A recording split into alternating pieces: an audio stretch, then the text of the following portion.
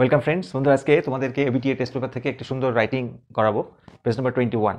দেখো, প্রথমেই একটি রাইটিং আছে, রিপোর্ট রাইটিং।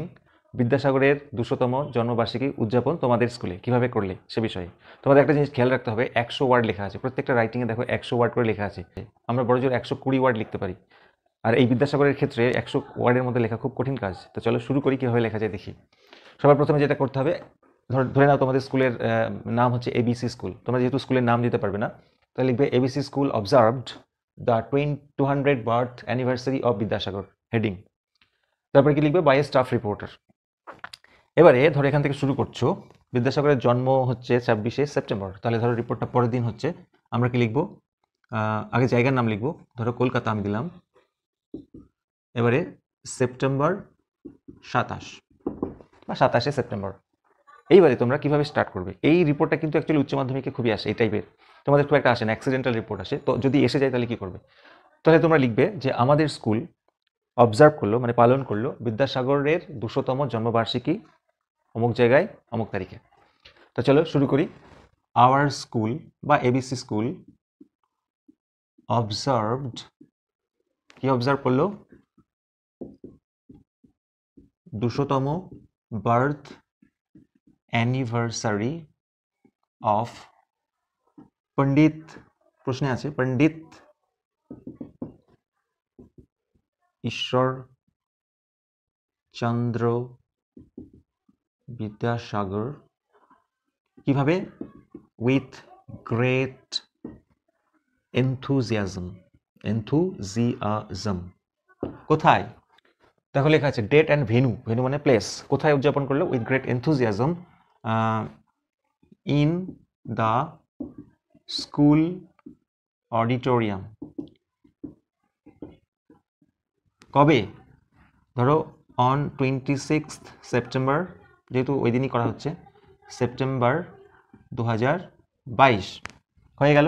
তাহলে প্রথম পয়েন্ট ছিল ডেট এবং ভেনু, কোথায় কবে অনুষ্ঠিত হয়েছে। তাহলে আমরা লিখলাম আমাদের স্কুল অবজার্ভ করেছে 200তম জন্মবার্ষিকী পণ্ডিত ঈশ্বরচন্দ্র বিদ্যাসাগরের উইথ গ্রেট এনথুজিয়াজম, মহা উৎসাহ সহকারে, in the school auditorium, school অডিটোরিয়ামে এত তারিখে। হয়ে গেল প্রথম পয়েন্ট। তারপরের পয়েন্ট বলেছে মর্নিং র্যালি, মানে মর্নিং প্রসেশন, মিছিল। তাহলে আমরা এখানে এই কথাটা সরাসরি লিখলে হবে না, আমাদের কিছু কাজ করতে হবে। সেটা কি, ধরো আমরা বলি পুরো বিল্ডিংটাকে নাইসলি সাজানো হয়েছে এই দিয়ে, সেটা লিখতে হবে। তাহলে আমরা লিখবো the whole building was nicely decorated with flowers, balloons and portraits, মানে ছবি, portraits of বিদ্যাসাগর। লিখলাম পুরো বিল্ডিংটাকে সাজানো হয়েছিল ফ্লাওয়ার্স দিয়ে, বেলুনস দিয়ে এবং বিদ্যাসাগরের ছবি দিয়ে। এই পয়েন্টটাকে আমরা পরে লিখছি। গেস্টস প্রেজেন্ট, কোন কোন গেস্ট উপস্থিত ছিল।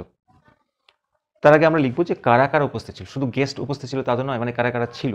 সেক্ষেত্রে আমরা লিখবো কারা কারা উপস্থিত ছিল। তাহলে লিখবো all the students and the teachers were present in the programme.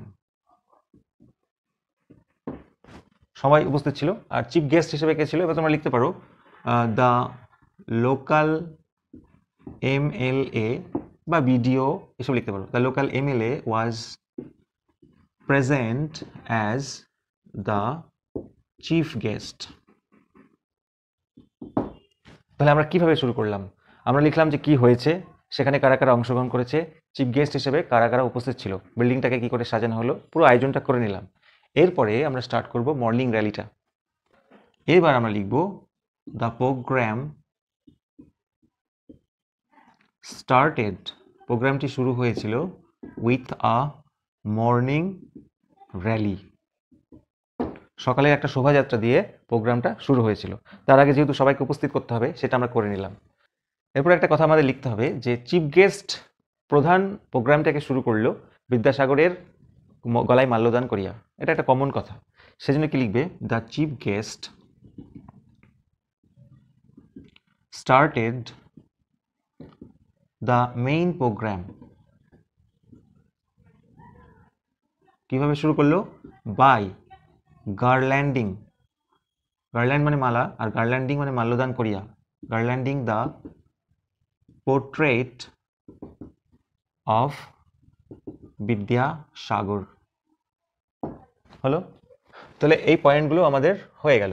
এবার বলছে sit and draw and writing competition, এই সমস্ত কম্পিটিশনগুলির আয়োজন করা হয়েছিল। তাহলে সেটা আমরা জাস্ট সিম্পল ইংলিশে লিখব। তারপরে আমরা লিখব সিট অ্যান্ড ড্র, এটা একটা কম্পিটিশনের নাম, and writing competitions were arranged. Sit and draw and writing কম্পিটিশনসের আয়োজন করা হয়েছিল। আচ্ছা, এবার লিখব স্টুডেন্টসরা সেখানে অংশগ্রহণ করেছিল। The students took part in it. আচ্ছা, আবার বলেছে কালচারাল প্রোগ্রামস, সেটা কি? সেটা আমরা লিখব যে a cultural programme was also arranged. Some students took part in recitation, কিছু ছাত্র ছাত্রী অংশগ্রহণ করেছিল কবিতা আবৃত্তিতে। Some in singing and dancing, and some others, এবং অন্যরা ইন স্পিচ মানে ভাষণে। তাহলে স্টুডেন্ট কী কী আয়োজন করা হয়েছিল এবং স্টুডেন্টরা কিসে কিসে অংশগ্রহণ করেছিল লিখে নিলাম। পরের পয়েন্ট বলেছে speeches by the HM and chief guest, headmaster বা হেডমিস্ট্রেস এবং চিফ গেস্ট কী কী স্পিচ বা ভাষণ দিয়েছিল সেটা লিখতে হবে। তাহলে আমরা লিখব, কি লিখব? দ্য HM মানে হেডমাস্টার হতে পারে বা হেডমিস্ট্রেস হতে পারে, and the chief guest delivered মানে দিয়েছিলেন, কি দিয়েছিলেন? গুরুত্বপূর্ণ ভ্যালুয়েবল স্পিচ, গুরুত্বপূর্ণ ভাষণ দিয়েছিলেন। কিসের ওপরে? অন বিদ্যাসাগর's immense contribution to Indian society। সংক্ষেপে লিখলাম। বন্ধুরা, এবারে চিফ গেস্ট কি ভাষণ দিল, হেডমাস্টার কি ভাষণ দিল, যদি আলাদা আলাদা করে বলতে যাই তাহলে আমাদের 150 ওয়ার্ড ছাড়িয়ে যাবে, ফলে তোমাদের পক্ষে সম্ভব নয়। সেজন্য আমরা সংক্ষেপে লিখব, the headmaster and the chief guest delivered valuable speech. কিসের উপরে? অন বিদ্যাসাগর's immense contribution। এবারে দেখো ক্লোজিং ইভেন্ট মানে সব শেষে কি হলো। সব শেষে আমরা লিখব যে এইভাবে ওখানে উপস্থিত প্রত্যেকে বাংলার এই মহান সন্তানকে শ্রদ্ধা জ্ঞাপন করলেন। তাহলে এইভাবে ইংরেজি হচ্ছে দাস, প্রত্যেকে, এভরিবডি প্রেজেন্ট দেয়ার, ওখানে উপস্থিত প্রত্যেকেই পেইড হোমেজ, হোমেজ প্রত্যেকেই শ্রদ্ধা জ্ঞাপন করলেন। কাকে? To this great son of Bengal. আচ্ছা, এবারে প্রোগ্রামটি শেষ হলো মিষ্টি বিতরণের মধ্য দিয়ে। দ্য প্রোগ্রাম শেষ হলো, এন্ডেড কিভাবে? উইথ দ্য ডিস্ট্রিবিউশন মানে বিতরণ, অফ সুইটস মিষ্টি বিতরণের মধ্য দিয়ে। কাদের মধ্যে? অ্যামাং অল সকলের মধ্যে। সবশেষে একটা কথা লিখব, হেডমাস্টার বা হেডমিস্ট্রেস কি বললেন? দ্য HM থ্যাঙ্কড মানে প্রত্যেককে ধন্যবাদ দিলেন, থ্যাঙ্কড এভরিবডি দিলেন, কি জন্য? For making it a great success, অর্থাৎ এটাকে সাফল্যমণ্ডিত করার জন্য হেডমাস্টার বা হেডমিস্ট্রেস প্রত্যেককে ধন্যবাদ জ্ঞাপন করলেন। এইভাবে প্রোগ্রামটি শেষ হলো। তো বন্ধুরা, এইভাবে তোমরা রিপোর্ট লিখবে যদি এই জাতীয় রিপোর্ট আসে।